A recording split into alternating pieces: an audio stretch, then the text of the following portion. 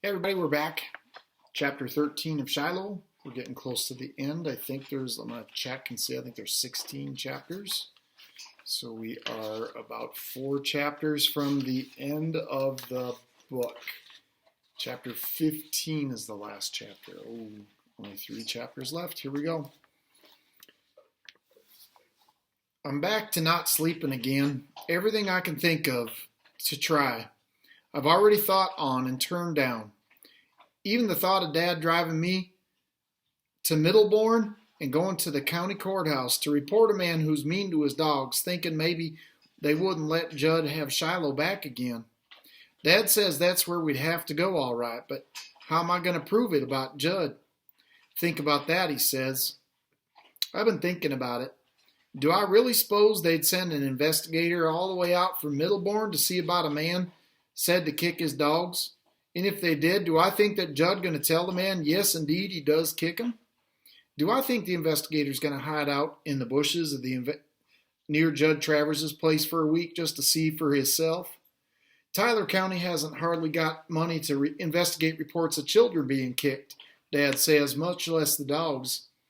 Even if I told the animal rights people that I found a dog with a bullet hole in its head near Judd's house, that don't prove Judd was the one who killed it. I go out to talk to Dad about it some more while he's chopping wood. He just says, son, it's hard, I know, but sometimes you just got to do what has to be done. It's Judd's dog, and there's no getting around it. Ma tries to make me feel better. She says at least I brought some joy and kindness into the life of a dog that never had anybody done before, and that Shiloh will never forget me. But that even makes it worse. Wish he could forget. Keep thinking of how Shiloh gonna look up at me when we drive him over to Judd's house, and my eyes fill up again. Becky, she been crying too. So that the whole family loves the only good thing about the whole thing is now that the whole family loves Shiloh, we can talk about him out loud.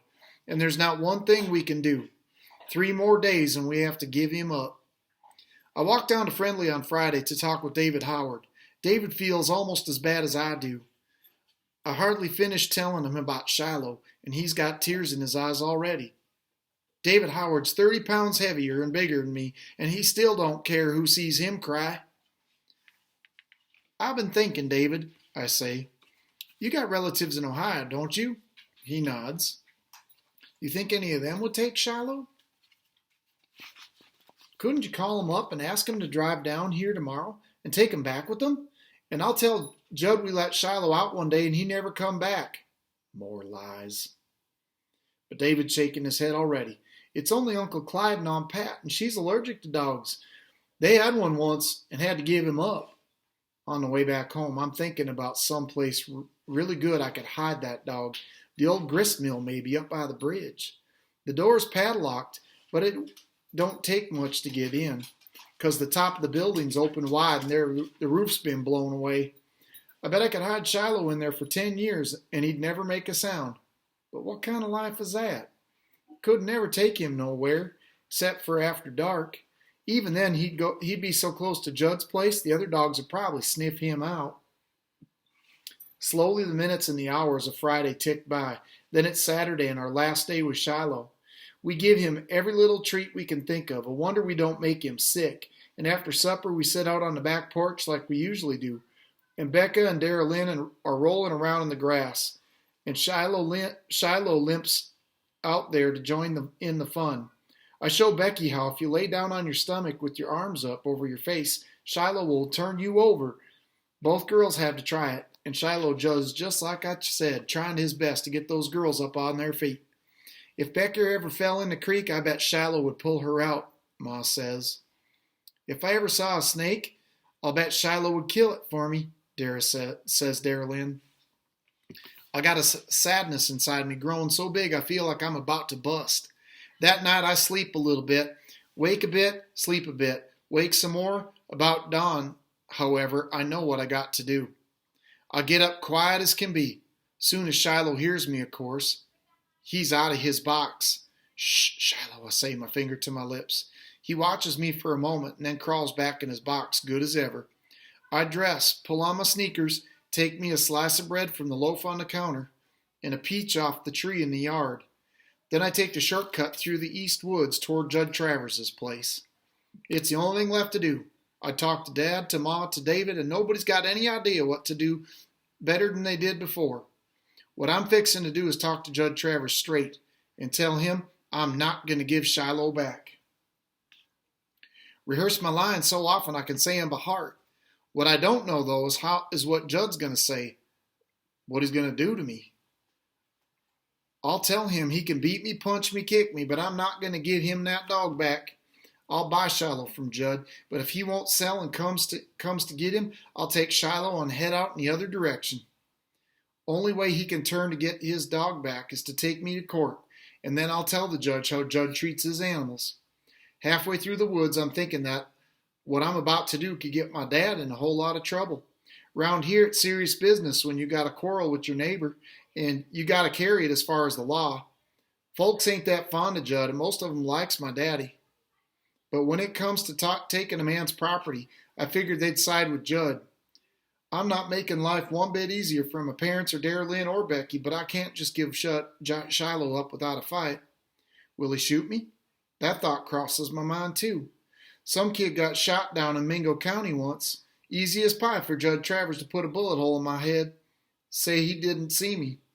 I got my feet pointed toward Judd Travers' place though, and they ain't about to turn back.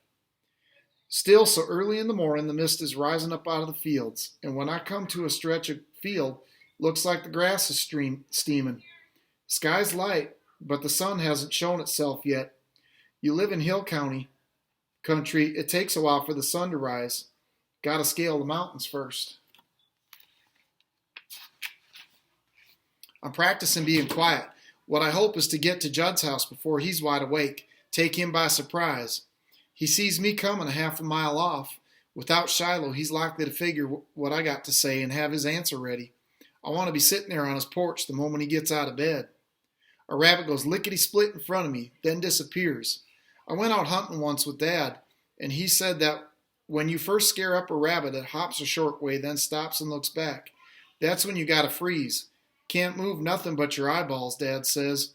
What you have to look for is that shiny black dot, the rabbit's eye. If you look for the whole rabbit, you almost never see him because he blends into the scenery. So I don't move a muscle and look for the shiny black dot, and there it is. I wonder what's going on inside that rabbit. If his heart's a pounding fierce, no way I could tell. I wasn't going to do it no harm. So I go on back into the second stretch of woods, heading for that second field. I'm just about to come out of the trees when I stop dead still again, for right there in the meadow is a deer. A young doe, she's munching on something, and every so often she stops and looks up, then goes on eating again. Hardest thing in the world is for me to see how anybody could shoot an animal like that. Then I think of a couple winters ago, we hardly had any meat on our table. And I guess I can see how a father with 3 kids could shoot a deer. Hope I never have to, though. I'm just about to step out into the meadow and crack! The sound of a rifle. It splits the air and echoes back against the hills. The doe takes out across the meadow, heading for the woods. Its front legs rear up, then its back legs. As it leaps, its tail flashes a white. Crack! The rifle sounds again, and this time the deer goes down. I can't move. One part of me wants to go to the deer. The other part knows that somebody's out there with a rifle shooting deer out of season. And before I can decide whether to turn and go back out of the woods, on the other side steps Judd Travers, rifle in his hand. Ooh, what's Marty going to do now? Judd's out hunting. He just shot a deer out of season. Interesting spot. We'll see what happens tomorrow.